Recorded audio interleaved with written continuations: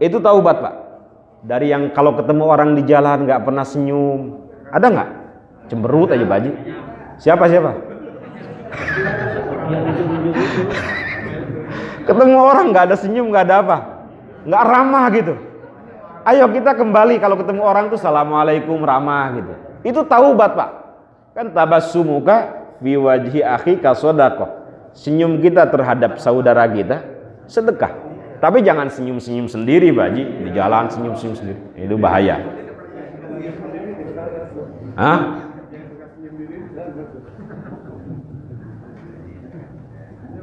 Itu taubat. Taubat adalah kembali dari segala sesuatu yang tidak selaras dengan kebaikan dan manfaat kepada segala sesuatu yang selaras dengan kebaikan dan manfaat.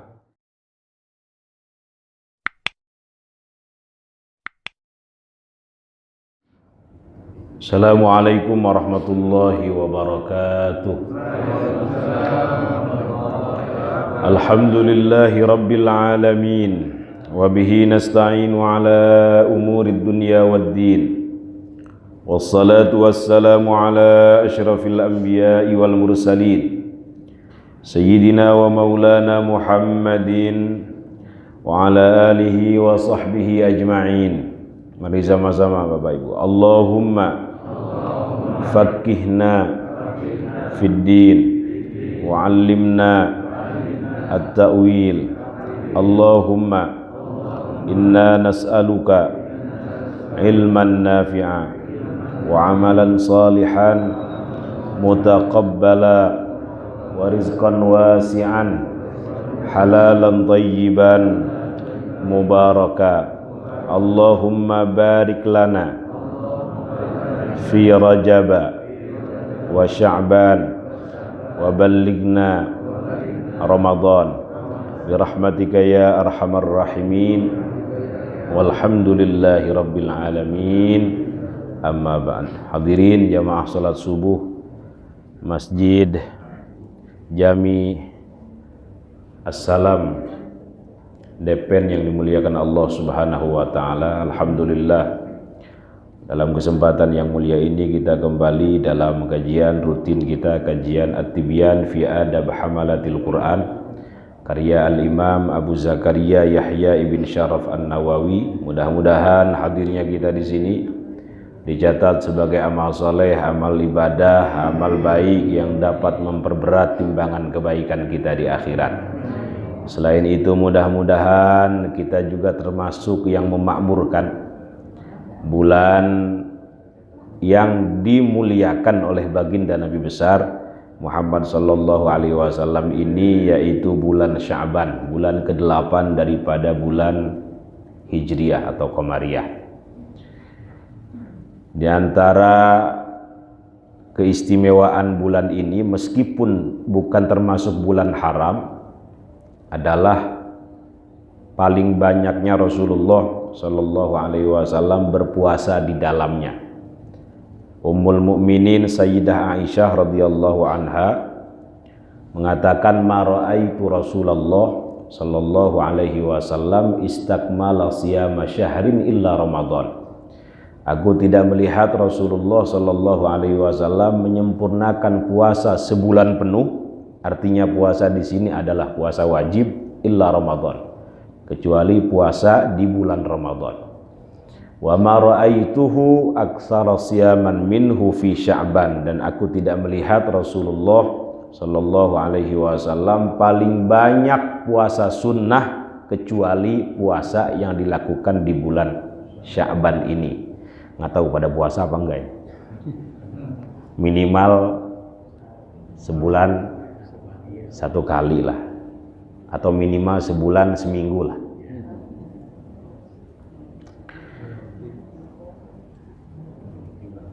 Sayyiduna Usamah bin Zaid radhiyallahu anhuma, salah seorang sahabat kesayangan Rasulullah sallallahu alaihi wasallam. Nggak ada yang jawab ini. Pelit banget ini Pak Nasir. Tadi siapa? Usamah bin Zaid radhiyallahu anhuma, salah seorang sahabat Rasulullah kesayangan beliau, bertanya perihal banyaknya beliau berpuasa di bulan Sya'ban. Rasulullah Shallallahu Alaihi Wasallam menjawab, "Dzalika syahrun yaghfulun nasu anhu baina Rajab wa Ramadan." Mengapa saya memperbanyak puasa di bulan Sya'ban? Kata beliau, karena bulan ini bulan yang sering dilalaikan, dilupakan oleh manusia. Bulan antara Rajab dengan Ramadan. Karena itu beliau mencontohkan, ayo di bulan ini memperbanyak amal soleh, kira-kira begitu. Ini bulan banyak dilupakan, dilalaikan oleh manusia. Nah, beliau mencontohkannya dengan memperbanyak amal soleh, utamanya puasa. Kenapa puasa? Karena puasa itu amalan yang dimonopoli dalam tanda kutip oleh Allah Subhanahu wa taala. Kullu amal ibni Adam lahu illa shiyam. Semua amalan anak Adam itu baginya kecuali puasa. Fa innahu li, karena puasa itu milikku, untukku, bagiku, wa ana ajzi bihi, dan aku sendiri yang akan membalasnya. Jadi seolah-olah Allah memonopoli puasa untuk dirinya sendiri gitu. Ini kenapa beliau memperbanyak puasa di bulan Sya'ban. Selanjutnya, kenapa beliau memperbanyak amal soleh di bulan ini? Beliau mengatakan, wa huwa syahrun turfa'u fihil a'malu ila rabbil alamin.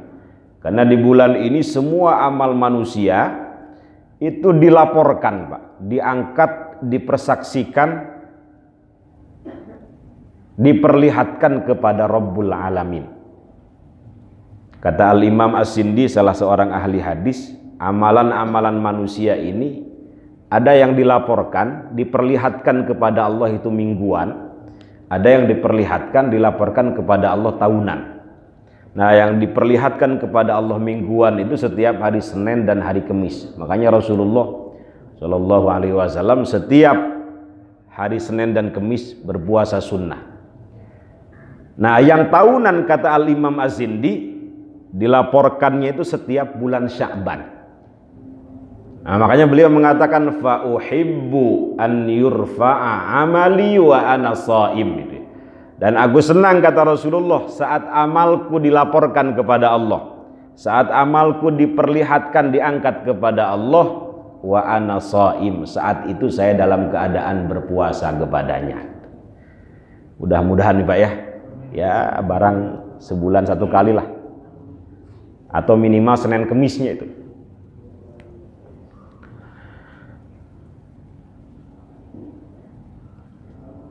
Ada beberapa keistimewaan selain tadi kita diperintahkan memperbanyak amal soleh di bulan Sya'ban.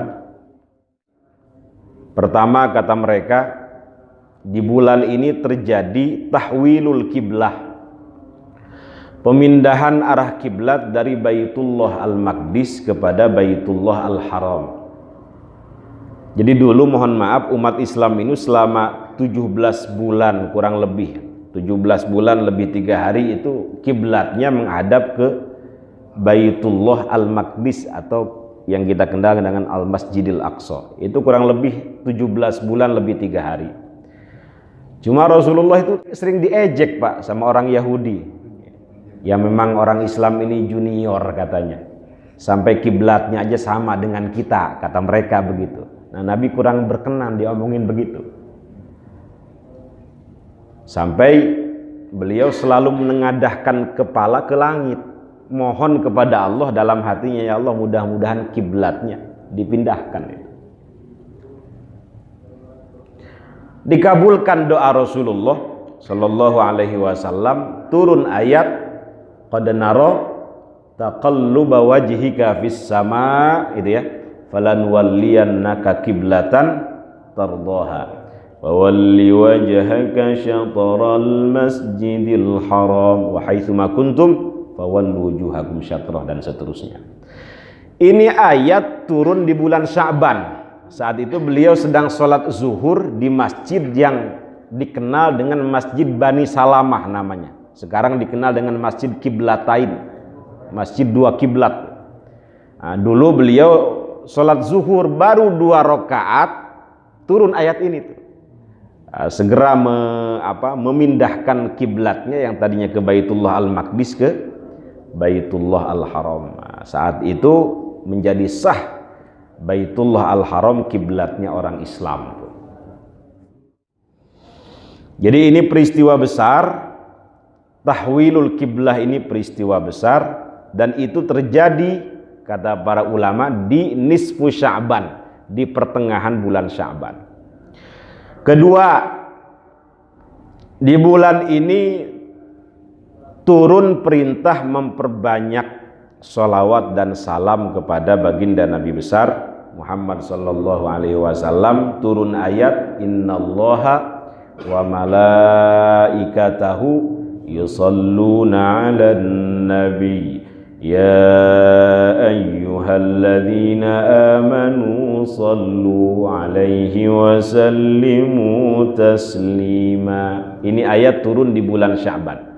Karena itu para ulama mengatakan bulan ini syahrus sholawat, bulannya sholawat. Dianjurkan bagi kita kaum muslimin memperbanyak sholawat di dalamnya. Minimal 300 kali setiap hari Pak ya, minimal. Jangan sampai kita dianggap pelit oleh Rasulullah sallallahu alaihi wasallam.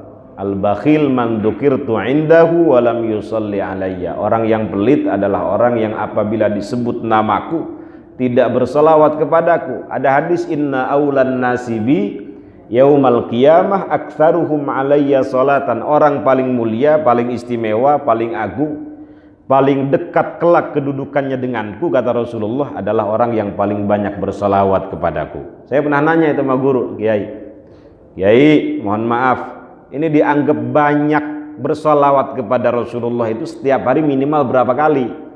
Kata beliau minimal 300 kali. Nggak tahu Pak Haji berapa kali? Dalam sholat Ustadz, pelit banget dalam sholat. Ini saya mau kasih ijazah, mungkin yang belum pernah dapat ijazah ya saya kasih ijazah. Ibu silahkan atau bapak mengamalkan sholawat pendek itu, namanya sholawat Jibril.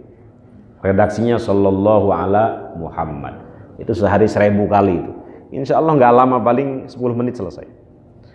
Sambil bawa motor bisa Pak Haji. Sallallahu ala Muhammad, sallallahu ala Muhammad. Sekarang ada tasbih elektrik itu ya. Atau sambil bawa mobil berangkat ke kantor sallallahu ala Muhammad sallallahu alaihi wasallam. Atau saya kasih ijazah dari Habib Sagab, pernah saya sampaikan di sini, sholawat syajaratun nukud namanya. Sholawat syajarah an-nukud. Syajarah artinya pohon, nukud duit. Urusan duit senang semua ini.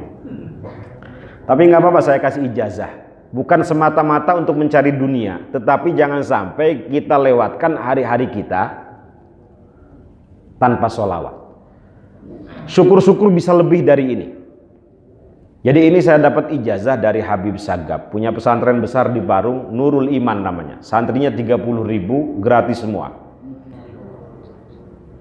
Beliau dapat ijazah sholawat syajaratun nukud ini dari seorang wali besar, seorang mursyid namanya Syekh Balqaid. Beliau asli Aljazair. Dulu Habib Sagab ini mondoknya di sana. Namanya guru ya, kadang mohon maaf bisa mengetahui, memahami keadaan murid itu. Dilihat tentu dengan pandangan mata batin gitu. Bisa paham keadaan lahir batinnya, dilihat. Sagab waktu itu mau pulang ke Indonesia, boyongan ke Indonesia. Ini kayaknya bakal susah di Indonesia, kira-kira gitu. Dipanggil, Sagab sini. Ini saya punya amalan yang sudah saya amalkan dan saya rasakan manfaatnya. Mudah-mudahan dengan kamu mengamalkan ini, hidup kamu selalu dimudahkan, nggak susah kira-kira. Seolah-olah di depan rumahmu ini ada uang, ya untuk ibadah lah kira-kira begitu. Tapi Sagab saat itu, Habib Sagab, ya namanya masih muda. Kiai, guru, saya kesini itu bukan untuk nyari dunia, tapi ingin menjadi sufi katanya. Ingin tazkiyatun nafsi, ingin membersihkan diri. Udah amalin aja. Memang redaksinya bagaimana Kiai? Redaksinya Allahumma salli ala sayyidina Muhammad wa ala ali sayyidina Muhammad. Ringan insya Allah Pak ya.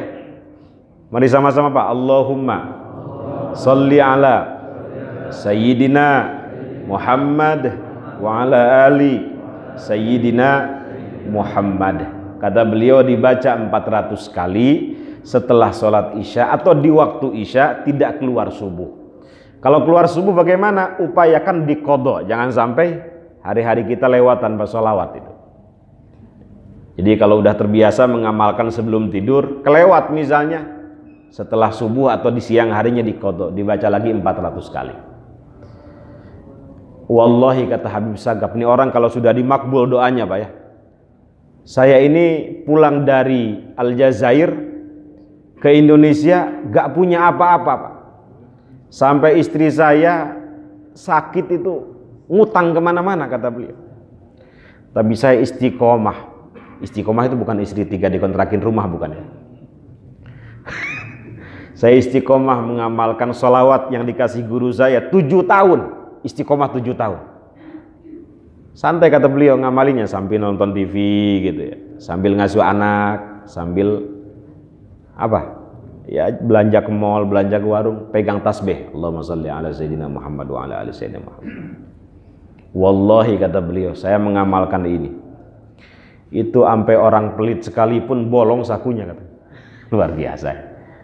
Orang pelit sekalipun bolong sakunya pengen ngasih. Udah, saya udah kebanyakan. Bapak bisa lihat pesantren saya ada 3 katanya. Di Malang 1 pesantren internasional, semua santrinya dari Malaysia, Thailand, Myanmar di sana. Kemudian di Lombok 1 paling besar di Parung, Nurul Iman, itu 30.000 pada masa beliau santrinya, dan itu gratis semua Pak. Itu saya tanya, ini makan sehari berapa kali? Ya puluhan ton. Jadi nasinya itu dicampur sama jagung gitu Pak. Luar biasa katanya. Lebih dari 50 usaha yang dipunyai di pesantren itu, nggak tahu datang sendiri katanya. Itu orang kalau sudah dicintai dimakbul begitu Pak. Tapi ini saya ijazahkan bukan semata-mata untuk itu Pak ya. Ya syukur-syukur Bapak punya hajat dikabulkan. Syukur-syukur. Tapi ini kita amalkan, mudah-mudahan kecipratan berkahnya para wali yang mengijazahkan ini. Kedua yang paling besar adalah kita ingin mendapatkan syafaatul udma dari baginda Nabi besar Muhammad sallallahu alaihi wasallam. Ada orang punya hajat tapi nggak dikabul-kabulin, bukan nggak dikabulkan, boleh jadi ditunda, gitu Pak ya, atau diganti dengan yang lebih baik, atau nanti diberikannya di akhirat itu. Insya Allah ad-du'a yanfa'u mimma nazal wa mimma lam yanzil. Doa itu akan bermanfaat bagi yang sudah terjadi maupun yang belum terjadi. Bapak bilang qabil tuh Pak ya. Ajastukum qabil tuh gitu. Ajastukum barakallahu fikum. Mudah-mudahan bisa diamalkan setiap hari 400 kali setelah sholat isya atau di waktu isya, tidak keluar subuh. Inna aulan nasibi, kata Rasulullah, yaumal qiyamah aktsaruhum alayya salatan. Orang paling istimewa, paling agung, paling dekat kelak kedudukannya denganku adalah orang yang paling banyak bersolawat kepadaku. Saya dulu dikasih ijazah solawat Dalailul Khairat namanya. Kalau dibandingkan dengan Quran itu sekitar 5 juz Quran. Nanti sesekali kita buka majlis, Pak Ketua DKM-nya mana ini? Oh di kampung. Oh, dia lagi ngurusin ayam kali. Ngurusin apa? Ngurusin burung. Ya nanti kalau ada waktu kita ijazahkan sholawat Dalailul Khairat karya Al-Imam Abu Abdullah Muhammad bin Sulaiman Al-Jazuli. Itu kalau dihimpun disamakan dengan Quran kira-kira 5 juz Al-Quran.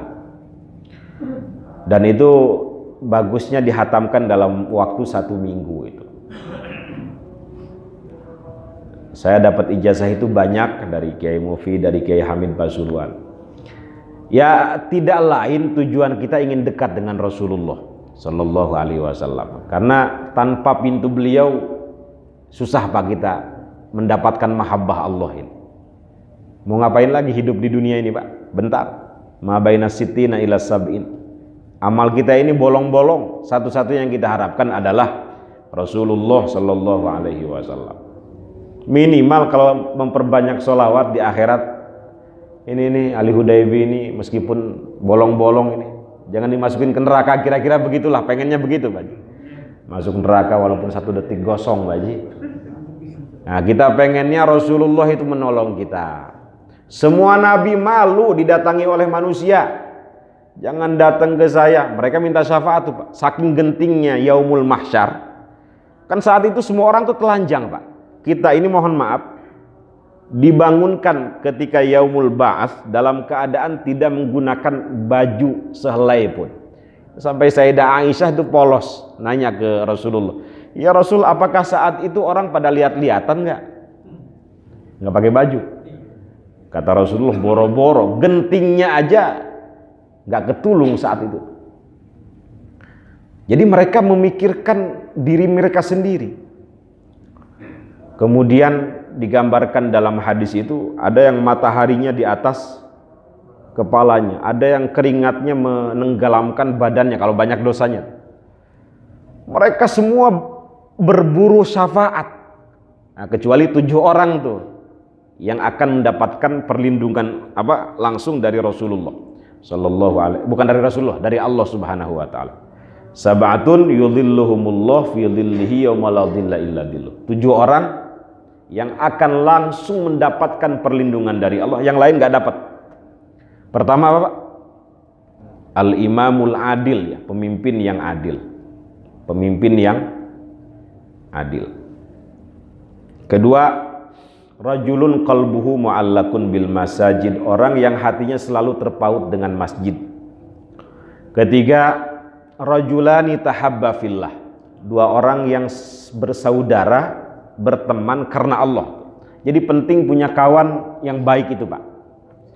Sahabat yang baik itu penting, karena nanti akan dipanggil oleh Allah di yaumil qiyamah, ainal mutahabbuna bi jalali, mana orang-orang yang saling mencintai karena Allah, karenaku. Nah, itu nanti akan mendapatkan perlindungan dari Allah. Teman yang baik itu Pak, yang ngajak sholat, ngajak kebaikan, bukan menjerumuskan ke neraka itu. Hah?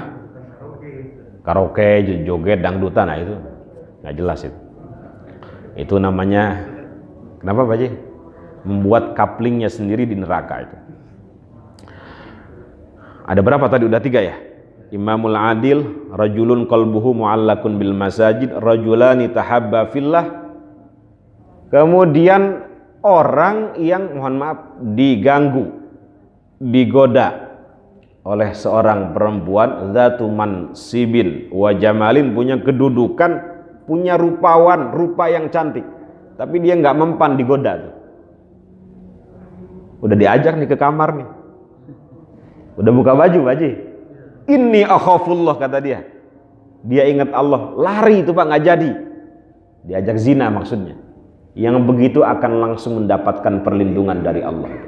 Jadi dia mengendalikan hawa nafsunya untuk menjauhi dosa besar. Yang begitu akan langsung mendapatkan perlindungan dari Allah Subhanahu wa taala. Terus yang keberapa tadi? Banyak banget, ini 7 ya. Kelima, keenam. Hah? Hah? Baru kelima. Orang yang bersedekah itu ya. Orang yang bersedekah, betul ya? Bersedekah dengan tangan kanannya, tangan kirinya nggak tahu. Maksudnya dengan ikhlas itu. Terus apa lagi ya? Fafadat ainah, orang yang bangun malam berzikir kepada Allah Subhanahu wa taala, kemudian dia takut hatinya itu Pak, sampai menetes dari kedua matanya air mata. Itu air mata termahal yang nanti akan menyelamatkan dia di akhirat. Tapi bukan karena di center TV One, bukan karena di center iNews TV, bukan. Nangisnya itu betul-betul karena haibah kepada Allah, takut kepada Allah akan dosa-dosanya. Malam hari istrinya pun nggak tahu atau suaminya pun nggak tahu, lagi zikir tiba-tiba netes, saking banyaknya dosa yang dulu pernah dilakukan. Nah, tetesan air matanya itu yang akan menyelamatkan dia di akhirat, insya Allah. Yang terakhir, syabun nasya'a fi ibadatillah. Seorang anak muda yang dari dini kecil tumbuh dalam ibadah kepada Allah Subhanahu wa ta'ala. Mudah-mudahan para santri itu sampai tuanya dalam keadaan ibadah kepada Allah. Kalau kita kan baru tobat di usia 40 tahun Pak Haji, itu udah nggak jelas itu, masih alhamdulillah itu. Tapi kan santri-santri ini usia SD itu udah tumbuh dalam keadaan ibadah kepada Allah Subhanahu wa ta'ala. Saya pernah cerita yang kemarin Syekh Abdurrahman Al-Haffar itu Pak, itu kan yang meninggal anak kecil itu Pak, masih mondok. Mudah-mudahan kita selalu berada dalam proses belajar, karena mulianya ilmu itu nggak ada bandingannya. Saya punya guru Kiai Hamid Pasuruan tuh, kalau ada tamu Pak yang sowan ke beliau, Bapak ngapalin juz amma ya, Bapak ngapalin surat Al-Waqiah ya, Bapak ngapalin surat Al-Kahfi ya, Bapak ngapalin surat Toha ya, Toha kepanjangan ya, Bapak ngapalin surat Al-Fajr ya, Wadduha. Itu yang datang ke beliau tua-tua semua itu Pak, usia 50 tahun ke atas. Kok setega itu beliau nyuruh tamu-tamunya yang sowan itu ngapalin Quran? Saya pikir-pikir, oh beliau pengen semua tamunya selamat itu. Pengen semua orang yang datang ke beliau setelah menyampaikan hajat semuanya masuk surga, kira-kira begitu. Karena ada hadis, man salaka tariqan yaltamisu fihi ilma sahalallahu lahu tariqan ilal jannah. Siapa yang menempuh jalan untuk mencari ilmu, Allah mudahkan baginya jalan menuju surga. Allah mudahkan Pak, bagi siapa? Bagi yang berproses selalu dalam belajar. Bapak jangan tanya saya tiap malam bagaimana Mas Santri, tiap hari murajaah. Saya pengen, kita pengen tiap hari itu selalu berada dalam proses belajar itu. Nah, kisah nyata yang saya sampaikan itu, yang meninggal anak kecil tuh, Syekh Abdurrahman Al-Haffar. Kenapa disebut Al-Haffar? Karena dulu kerjaannya menggali kubur. Ini pernah saya sampaikan kan di bulan lalu ya? Belum? Poho deui meureun ieu mah. Pohoan. Jadi gini Pak. Ini yang cerita Syekh Hisham Al-Burhani namanya. Beliau seorang ulama besar dari Damaskus. Cerita pada masa kakeknya itu ada seorang penggali kubur namanya Syekh Abdurrahman Al-Haffar. Kenapa disebut Al-Haffar Pak? Karena kerjaannya gali kubur. Haffar itu hufratan min hufarin niron, itu kan ada bahasa begitu ya. Jadi kerjaannya tiap hari menggali kubur gitu. Kemudian datang suatu hari seorang ibu meminta kepada beliau, Pak Abdurrahman tolong galikan satu kuburan untuk anak saya. Siap Bu Haji, kira-kira begitu. Digalikanlah kuburan, selesai datang anak ini, anak ibu yang meninggal ini. Setelah di depan kuburan ingin dimasukkan ke liang lahat, tiba-tiba Syekh Abdurrahman Al-Haffar, belum Syekh saat itu melihat raudhatun min riyadil jannah di dalam kuburan itu. Melihat taman-taman surga. Dan anak ini ketika dimasukkan langsung dibawa oleh dua malaikat. Ceritanya begitu Pak.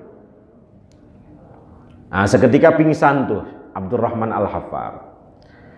Selesai prosesi pemakaman dilakukan, kemudian Syekh Abdurrahman Al-Haffar bangun, ditanya sama teman-temannya, kenapa kok pingsan? Iya, ini ketika anak ini dimasukkan ke dalam liang lahat, tiba-tiba terlihat oleh mata saya raudhah min riyadil jannah. Kaget saya, dibawa oleh dua malaikat. Terus teman-temannya bilang, itu mah cuma hayalan aja, halusinasi. Ya udah selesai. 2 bulan kemudian si ibu anak ini datang lagi minta digalikan lagi kuburan. Buat siapa Bu? Buat saudara yang meninggal 2 bulan yang lalu itu. Jadi ini yang meninggal kakaknya. Ya Allah, musibah besar ini. Anaknya banyak yang meninggal.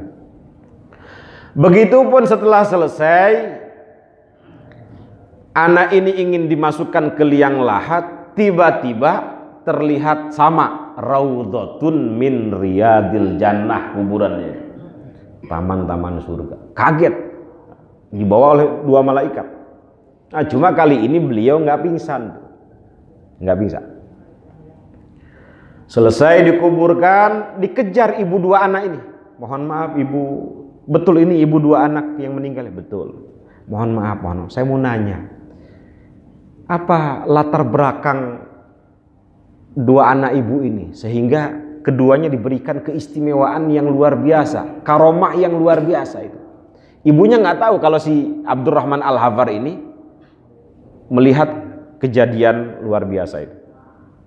Oh begini Pak, anak saya yang pertama yang meninggal dunia itu talibu ilmin, dia seorang santri di pondoknya, ada musibah, dia terkena musibah meninggal dunia Pak. Lagi mondok, masih kecil, belum kawin. Terus yang baru saja meninggal dikuburkan itu kakaknya.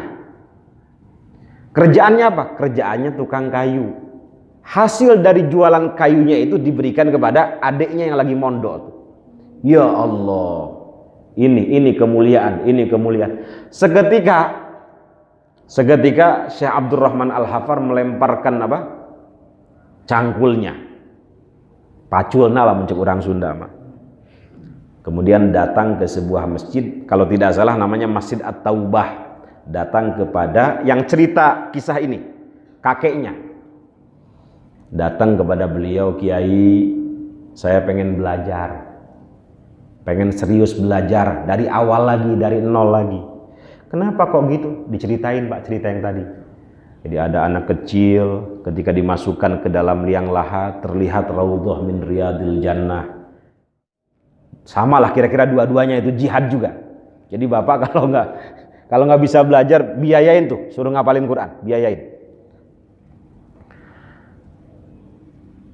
Memang mau belajar apa? Pokoknya saya pengen belajar dari dasar, dari awal lagi. Itu usia saat itu sudah 50 tahun Pak Haji. Nggak tahu Pak Haji sekarang udah berapa tahun ini? Udah tuh, masih 17 tahun.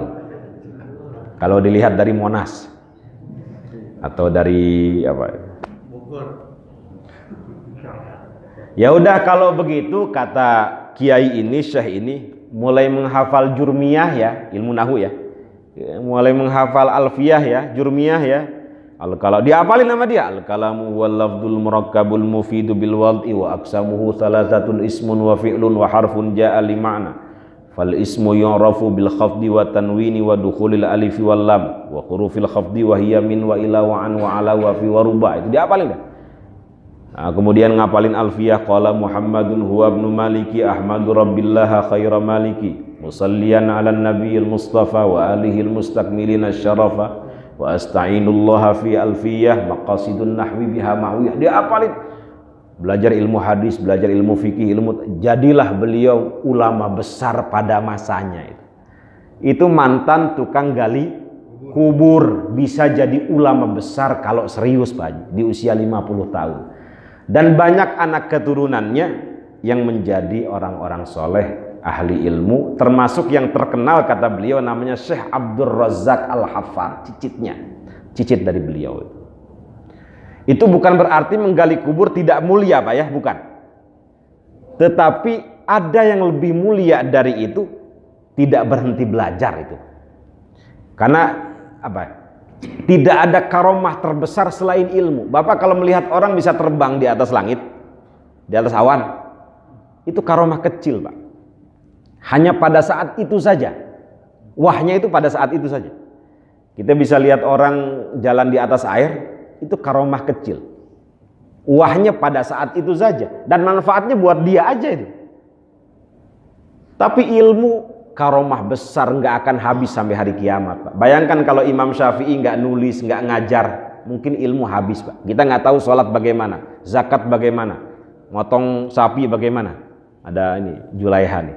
Semua karena diajarkan, ditulis ilmu itu. Dan itu karomah terbesar itu.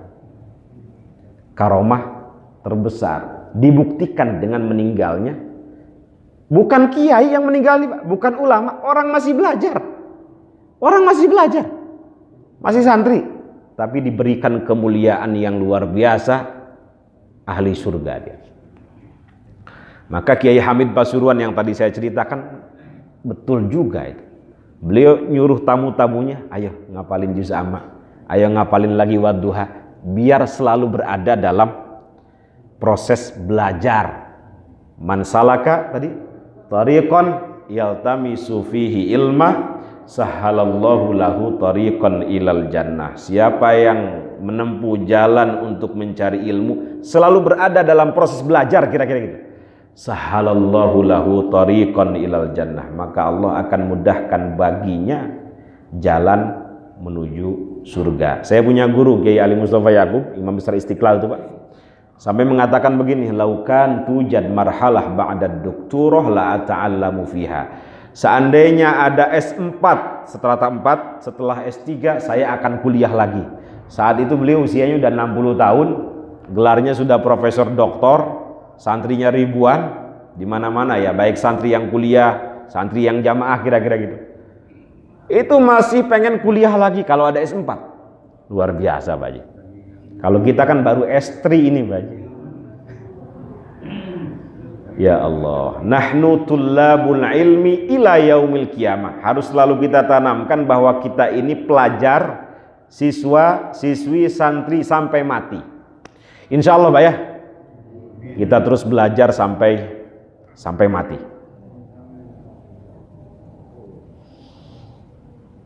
Tadi sampai mana Pak ya? Sholawat. Ada keistimewaan lain kenapa ini bulan mulia. Turun ayat perintah puasa Pak pada bulan ini. Ayatnya apa Pak?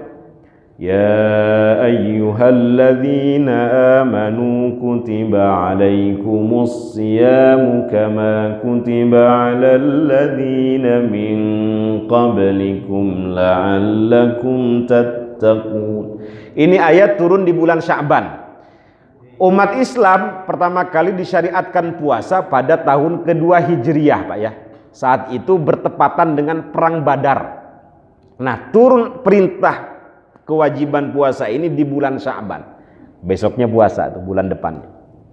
Nah, ini keistimewaan juga. Kenapa ini bulan meskipun bukan bulan haram, tetapi semua kejadian besar tuh ada di sini.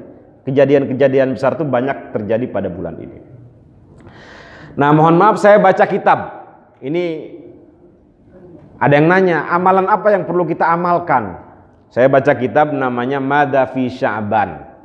Judul kitabnya itu karya Al-Imam atau As-Sayyid Muhammad bin Alawi Al-Maliki. Kata beliau, minimal di bulan Sya'ban ini kita melakukan 3 amalan. Pertama, memperbanyak doa Pak ya. Memperbanyak doa. Ini udah isyraq belum?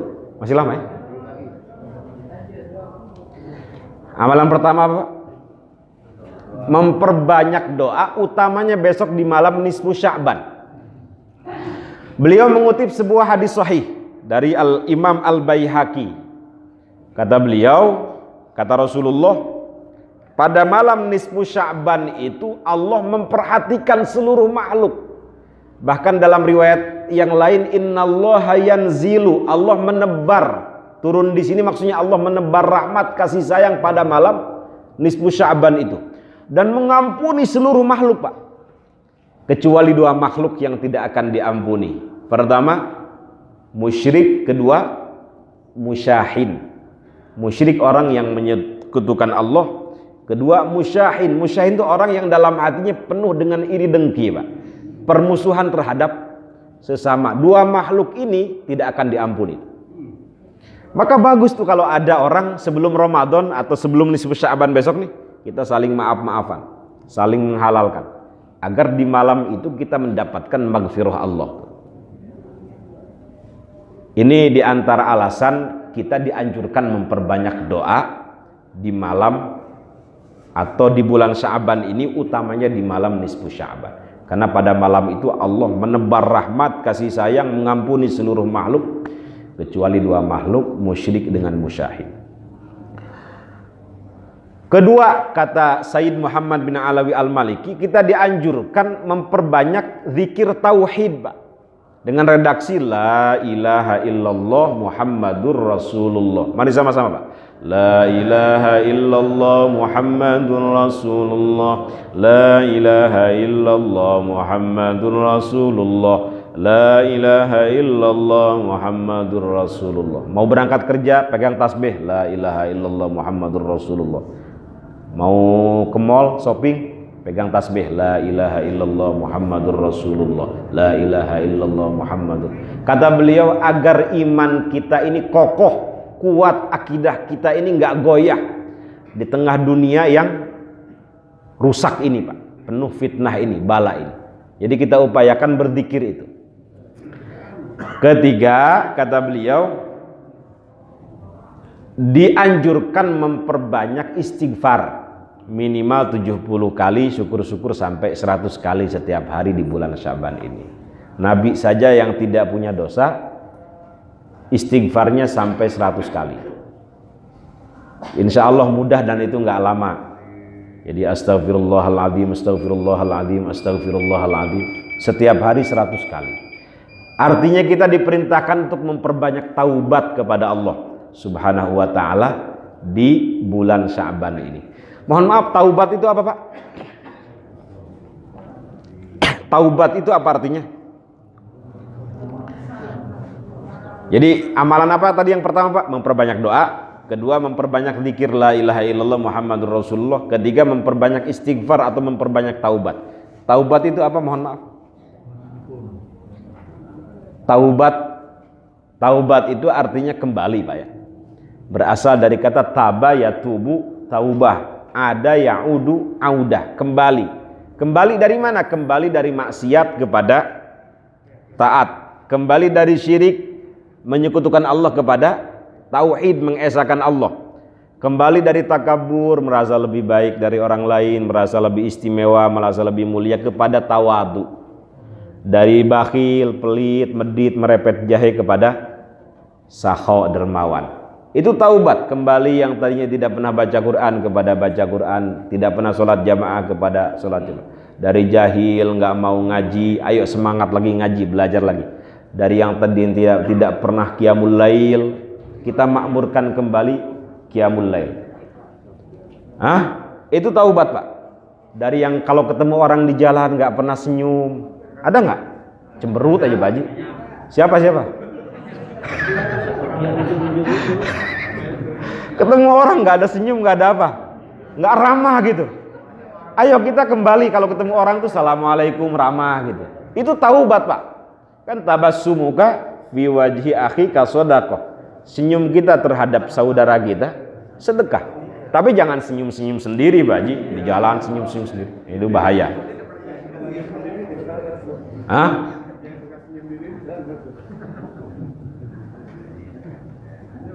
Itu taubat. Taubat adalah kembali dari segala sesuatu yang tidak selaras dengan kebaikan dan manfaat kepada segala sesuatu yang selaras dengan kebaikan dan manfaat. Kembali ke jalan Allah, betul. Kenapa Pak Haji? Ini terakhir mungkin, udah isyrok ya? Terakhir. Pertanyaannya sekarang, kenapa kok Rasulullah Shallallahu Alaihi Wasallam memperbanyak amal soleh di bulan Sya'ban ini, padahal bukan bulan haram Pak? Kalau bulan haram kan sudah jelas Pak ya. Ada berapa bulan haram Pak? 4. Dzulqa'dah, Dzulhijjah, Muharram, Rajab. Siapa yang beramal soleh di dalamnya, dilipat gandakan pahalanya. Siapa yang beramal salah di dalamnya, dilipat gandakan siksanya. Itu bulan haram. Tapi Sya'ban bukan bulan haram. Itu kenapa kira-kira Pak? Saya pikir-pikir, mungkin Rasul ingin umatnya ini selalu berada dalam ketaatan. Jadi nggak berhenti beramal, nggak pensiun beramal. Kemarin kita masuk bulan Rajab dicas, memperbanyak amal soleh.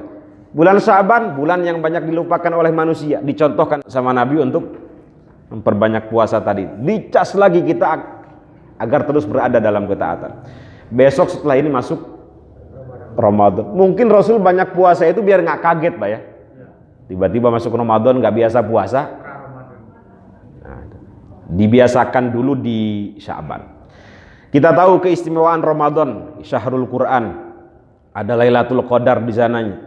Di sana ada apa? Ada tarawih. Banyak amalan-amalan istimewa. Apakah setelah selesai Ramadan pensiun beramal? Enggak. Nabi nyontoin? Enggak. Beliau masuk bulan Syawal memperbanyak puasa Syawal minimal 6 hari, kan gitu. Sampai mengatakan man shoma Ramadan tsumma atba'ahu sittan min Syawal kana kasiyamid dahar. Siapa yang berpuasa Ramadan kemudian masuk bulan Syawal puasa 6 hari, kana kasiyamid dahar. Dia seolah-olah berpuasa setahun penuh.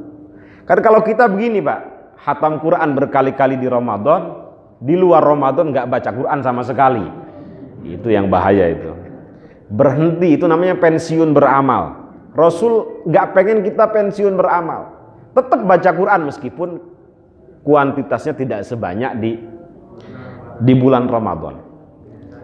Nah, masuk bulan Dzulqa'dah ya, setelah Syawal itu Dzulqa'dah. Kita tahu bulan Dzulqa'dah adalah bulan haram. Semua umroh Rasulullah dilakukan di bulan Dzulqa'dah.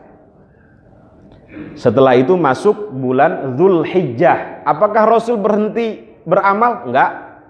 Malah beliau ngasih motivasi, ma min ayyamin al-amalus salihu fiha ahabbu ilallah min hadhihi al-ayyam. Tidak ada hari yang amal solehnya paling dicintai, disukai oleh Allah Subhanahu wa ta'ala selain amal soleh yang dilakukan di 10 pertama daripada bulan Dzulhijjah. Setelah itu masuk bulan Muharram. Mudah-mudahan dengan kita terus istiqomah beramal soleh, amal soleh kita lebih banyak daripada amal salah kita. Fa amma man thaqulat mawazinuh fa huwa fi 'isyatir radiyah. Siapa yang amal solehnya lebih banyak daripada amal salahnya, maka dia berada dalam kehidupan yang diridhai Allah Subhanahu wa taala, artinya di surga. Sebaliknya naudzubillah wa amma man khaffat mawazinuhu fa ummuhu hawiyah. Siapa yang amal salahnya lebih banyak daripada amal solehnya, terpaksa tempatnya di neraka hawiyah. Naudzubillah summa naudzubillah. Karena udah banyak yang batuk-batuk, nggak tahu pura-pura batuk apa emang sakit. Memang resiko jadi ustadz itu nanti masuk surganya duluan supir Kopaja sama supir Metro Mini. Kenapa Pak Haji? Ya karena mereka pinter membuat penumpang itu ingat Gusti Allah semua itu. Serempet ke sana astagfirullahaladzim, serempet ke sini innalillahi wa inna ilaihi rajiun. Hajar ke sana la haula wala quwata illa billahil aliyyil azim.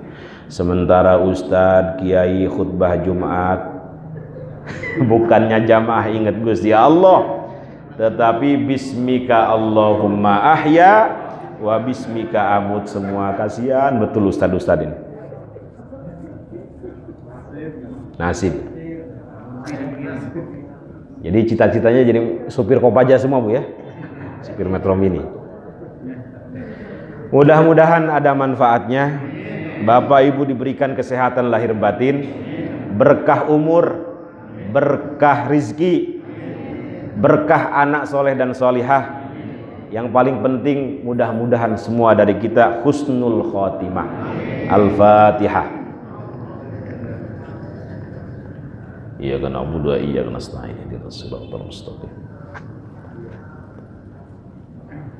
Nakhtatim hadzal majlis bidu'a kafaratil majlis. Subhanakallahumma wa bihamdik asyhadu an la ilaha illa anta astaghfiruka wa atubu ilaik. Assalamualaikum warahmatullahi wabarakatuh.